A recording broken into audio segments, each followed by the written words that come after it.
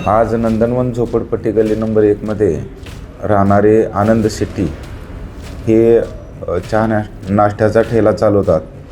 आज सकाळी 7 वाजताच्या दरम्यान त्यांनी ठेला चालू करण्यासाठी घरातील साहित्य आणून ठेल्यावर ठेवत होते.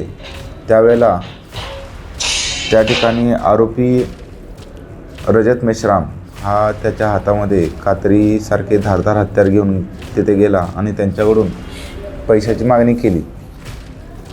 तक्रारदारांनी पैसे देण्यास नकार दिल्यामुळे आरोपीने त्यांना जीवे मारण्याची धमकी दिली. त्यानंतर ज्यावेळेला आरोपीला समजले की तक्रारदार हा पैसे देणारच नाही आहे, त्यावेळेला आरोपीने त्यांच्यावरती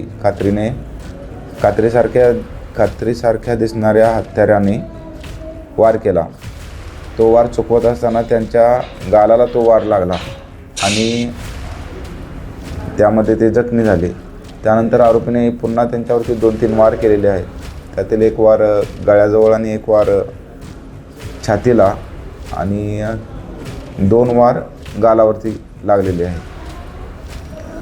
आरोपीचे नाव रजत मेश्राम आहे. आरोपी सध्या काय कामधंदा करत नाही आणि आरोपीवरती 2019 साली भादवी कलम 376+ पोक्सो असा गुन्हा दाखल आहे आणि 2020 साली एक जुगाराचा गुन्हा त्याच्यावर दाखल आहे.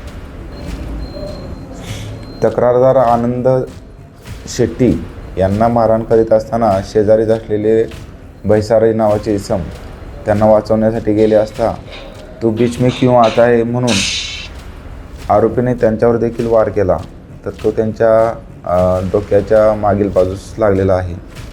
दोघेही मेडिकलमध्ये उपचार घेत आहेत. तर सदरची तक्रार पोलीस स्टेशनला प्राप्त झाल्यानंतर पोलिसांनी तात्काळ पावले उचलून आरोपीला ताब्यात घेतलेला आहे. पुढील प्रोसेस चालू आहे.